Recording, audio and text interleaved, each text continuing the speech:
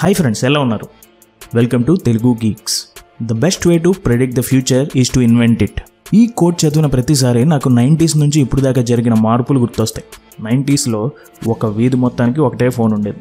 Ring tone ఒకటే, caller tune కూడా ఒకటే. ఇప్పుడు ప్రతి ఒక్కటి దగ్గర ఒక ఫోన్ ఉంది. అప్పట్లో ఉద్యోగం అంటే రకరకాల బస్సులు మారి వెళ్ళి పనిచేయటం. ఇప్పుడు వర్క్ ఎట్ హోమ్ అని దాదాపుగా ఇంట్లోనే చేసుకునే సదుపాయం ఉంది. తినాలంటే ఇంట్లో ఏం వండుతారా అనుకునేవాళ్ళం.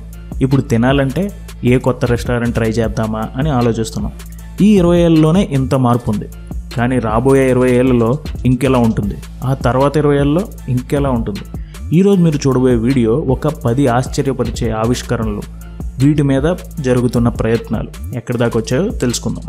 Mind cinema, control your cinema. మనందరికీ సినిమాలు చూడటం అంటే చాలా ఇష్టం. అందరికీ మంచి టైంపాస్ కూడా అదే. చాలాసార్లు మనం సినిమా చూస్తున్నప్పుడు అరే ఈ సీన్ ఇలా ఉంటే బాగుండేది, అలా ఉంటే బాగుండేది, ఇక్కడ హీరో చావకుండా ఉంటే బాగుండేది, అసలు ఈ సీన్ లేకపోతే బాగుండేది అనే థాట్స్ వస్తాయి. అసలు మనకి వచ్చిన థాట్స్తో మనం సినిమాని మార్చగలిగితే ఎలా ఉంటుంది? మనకి నచ్చిన సీన్ని మన బ్రెయిన్ వేవ్ ద్వారా ఎడిటింగ్ చేసి తీసి పాడేస్తే ఎలా ఉంటుంది? ఆల్రెడీ ఇలాంటి టెక్నాలజీ రూపుదిద్దుకుంటుంది. దీన్నే మైండ్ సినిమా లేకపోతే మైండ్ కంట్రోల్డ్ మూవీ అని అంటారు. సహజంగా సినిమా చూడటం అనేది ఒక ప్యాసివ్ ఎక్స్పీరియన్స్. అంటే మనం సినిమాలో యాక్టివ్గా పాల్గొనము. క్లియర్గా చెప్పాలంటే తెర మీద సినిమా చూస్తుంటే దాన్ని మనం సీట్లో కూర్చుని చూస్తాం. రిచర్డ్ రామ్చంద్ అనే శాస్త్రవేత్త మనం బ్రెయిన్ వేవ్స్ ఉపయోగించి సినిమాని కంట్రోల్ చేసే విధంగా ఒక ఎక్విప్మెంట్ని తయారు చేశారు. దానితో మన బ్రెయిన్ నుంచి విడుదలయ్యే ఆల్ఫా వేవ్స్ ద్వారా మనం సినిమాని కట్ అండ్ మిక్స్ చేయొచ్చు. దీనికోసం ఆయన స్కానర్స్ అనే 15-minute షార్ట్ ఫిల్మ్ తీశారు. దీన్ని ప్రస్తుతం కొంతమందికి చూపిస్తూ డేటాని కలెక్ట్ చేస్తున్నారు. ఇది గనక సక్సెస్ అయితే మనం పడుకున్నప్పుడు మన డ్రీమ్స్ని రికార్డ్ చేసుకునే సదుపాయం కూడా ఉంటుంది. Machines are going to take our jobs. Technology చాలా స్పీడ్గా పెరిగిపోవడంతో మనం డైలీ చేసే పనులు చాలా వరకు ఆటోమేటిక్ అయిపోతున్నాయి. ఎగ్జాంపుల్గా చెప్పాలంటే మనం ఇంటిలో నుంచి బయటికి వెళ్లకుండా కార్ని బుక్ చేయొచ్చు, హోటల్కి వెళ్లకుండా ఇంటికి మొబైల్ ద్వారా ఫుడ్ తెప్పించుకోవచ్చు, బ్యాంక్కి వెళ్లకుండా డబ్బులు ట్రాన్స్ఫర్ చేసుకోవచ్చు. ఇలా చాలా విషయాల్లో మనం పనిచేయడం మానేసాం. చాలామంది ఫ్యూచరిస్టులు 25 ఏళ్ళలో మనిషి చేసే 45% జాబ్స్ అన్నీ మెషిన్లు చేసే అవకాశాలు ఉన్నాయని చెప్తున్నారు.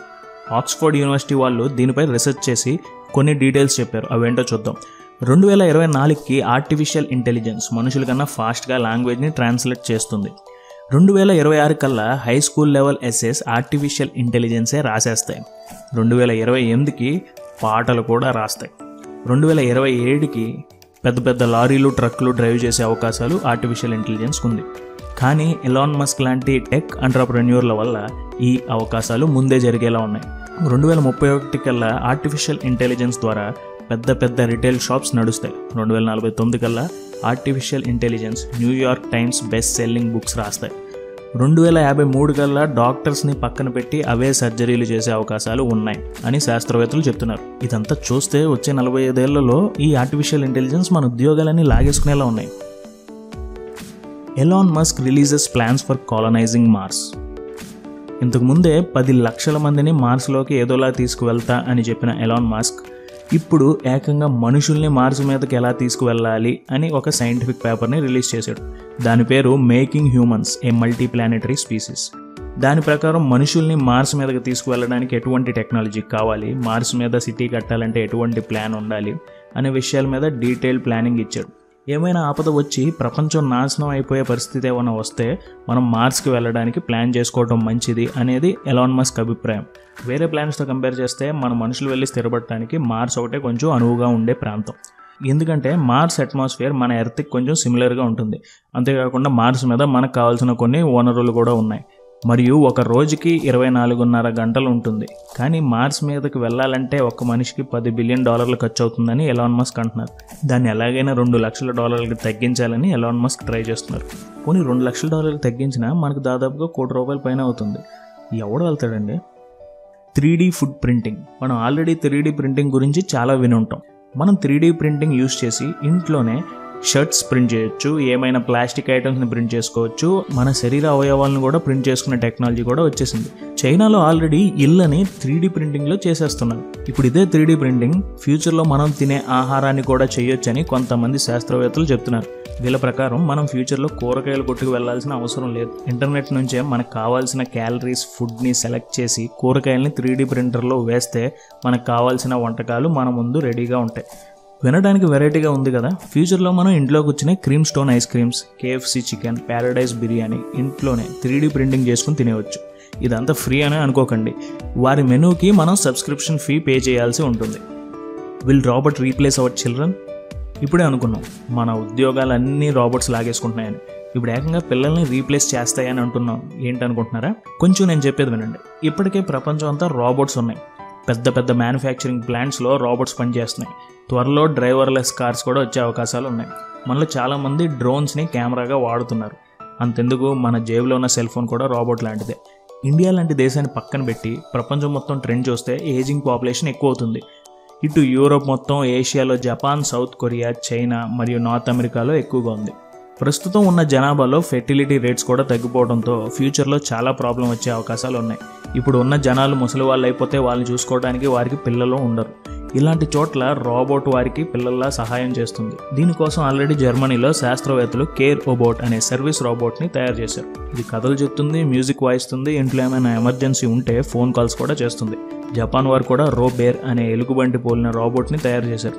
ఇది ముసలి వారిని ఎత్తుకుని ఎక్కడికైనా తీసుకువెళ్ళగలదు. ఇంకా సింగపూర్ వాళ్ళైతే నాడిన్ అనే మనిషిని పోలిన రోబోట్ని తయారు చేశారు. ఇది హ్యూమనాయిడ్ రోబోట్. ఇది నుంచుంటే 5 feet 7 inches ఉంటుంది. ఇది మాట్లాడగలదు, కబుర్లు చెప్పగలదు. దీనికంటూ కొన్ని ఫేషియల్ ఎక్స్ప్రెషన్స్ ఉన్నాయి, బాడీ లాంగ్వేజ్ కూడా ఉంది. అదండి. కానీ ఇలాగే అయితే ఫ్యూచర్లో మనుషులు ఉంటారా? కామెంట్లో మీ అభిప్రాయం చెప్పండి. Can robots think like human? ఏమండి, మనకి ప్రపంచంలో ఉన్న జీవరాశులన్నిటికీ డిఫరెన్స్ ఏంటంటే మన బ్రెయిన్ ఒకటే. అసలు మన బ్రెయిన్ అనేది ఎంతమంది శాస్త్రవేత్తలకి, ఇంజనీర్లకి అర్థం చేసుకుందామన్నా అర్థం కాని వింత. రాబోట్స్నే కనిపెట్టిన బ్రెయిన్ మనది. కానీ ఫ్యూచర్లో మనుషుల్లా ఆలోచించే టెక్నాలజీ రాబోట్స్ కూడా వచ్చే అవకాశం ఉందని శాస్త్రవేత్తలు అంటున్నారు. ఎంత ఆలోచించినా మనకి ఉన్న ఎమోషన్స్ వాటికి ఉంటాయా? సరే, అసలు విషయం ఏంటంటే MITలోని శాస్త్రవేత్తలు మెషిన్ లెర్నింగ్ ద్వారా రాబోట్ మనలా ఆలోచించే అవకాశం ఉందని చెప్తున్నారు.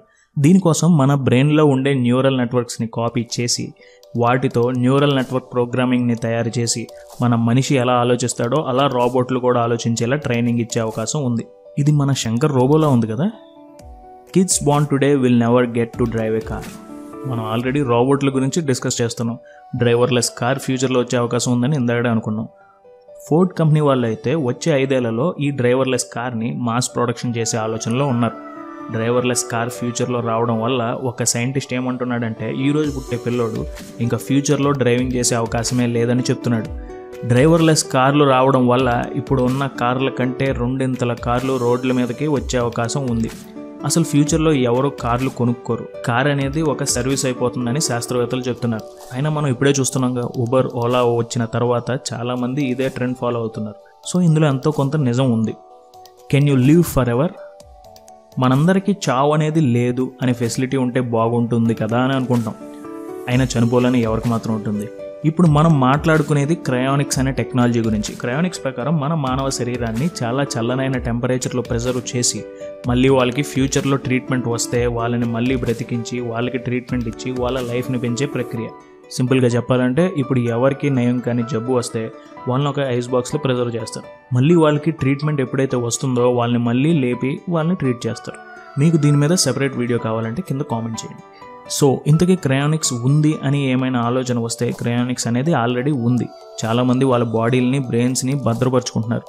మన బాడీని ప్రిజర్వ్ చేసుకోవాలనుకుంటే మనం ముందు ఒక $400 రిజిస్టర్ చేయించుకోవాలి. ఆల్రెడీ అమెరికాలో ఉన్న ఆల్కోర్ లైఫ్ ఎక్స్టెన్షన్ ఫౌండేషన్లో 650 మెంబర్స్ రిజిస్టర్ అయ్యారు. How to transform Mars into Earth. ఇందాకే అనుకున్నాం ఎలాన్ మస్క్ మనుషులందరినీ మార్స్ మీదకి తీసుకువెళ్ళడానికి ప్లాన్ చేస్తున్నాడని. కానీ మార్స్ మీదకి వెళ్ళాలంటే అక్కడ కండిషన్స్ మనకి సపోర్ట్ చేయాలి కదా. దానికి ఒక ప్రాసెస్ ఉంది. దాన్నే టెరాఫార్మింగ్ అంటారు. మార్స్ అట్మాస్ఫియర్ మన ఎర్త్ అట్మాస్ఫియర్తో కంపేర్ చేస్తే ఓన్లీ 1% ఫేవరబుల్గా ఉంటుంది. మళ్ళీ అందులోనూ మార్స్ అంతా కార్బన్ డైఆక్సైడ్ ఉంది, ఆక్సిజన్ తక్కువ. సో మనిషి అక్కడికి వెళ్ళగానే చనిపోతాడు. మార్షియన్ సినిమా చూస్తే మీకు ఒక ఐడియా వస్తుంది. మార్స్ మీద టెంపరేచర్ కూడా -63 degrees ఉంటుంది. మార్స్లో మనలాగా రేడియేషన్ నుండి ప్రొటెక్షన్ లేదు. మన ఎత్తుతో పోలిస్తే గ్రావిటీ 1/3 ఉంటుంది. సో మనం మార్స్ మీదకి వెళ్ళాలంటే ఇవన్నీ మార్చాలి. ముందు కార్బన్ డైఆక్సైడ్ తగ్గించి ఆక్సిజన్ని పెంచాలి. మార్స్ ప్లానెట్ మొత్తాన్ని వేడి చేసి అక్కడ ఉన్న టెంపరేచర్ని పెంచాలి. అక్కడ మొక్కలు పెరిగేలా చేయాలి. ఇవన్నీ చేస్తే కానీ మనం మార్స్ మీద బ్రతికే అవకాశాలు చాలా తక్కువ.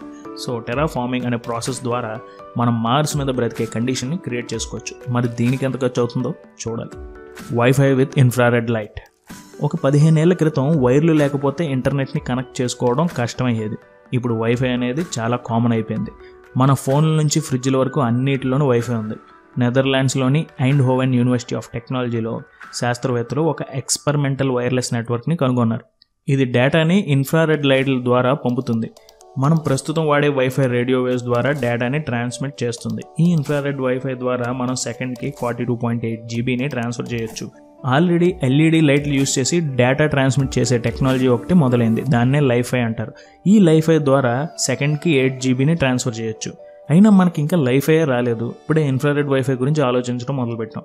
సో ఫ్రెండ్స్, మీకు ఈ ఎపిసోడ్ బాగా నచ్చింది అనుకుంటున్నాను. మీకు ఇలాంటి ఇన్ఫర్మేషన్ మరింత కావాలంటే మా ఛానల్కి సబ్స్క్రైబ్ చేయడం మర్చిపోకండి. ఈ వీడియో మీకు నచ్చితే లైక్ చేయండి. ఈ వీడియోని వాట్సాప్ అండ్ ఫేస్బుక్లో షేర్ చేయడం మర్చిపోకండి. Thank you for watching. జై హింద్.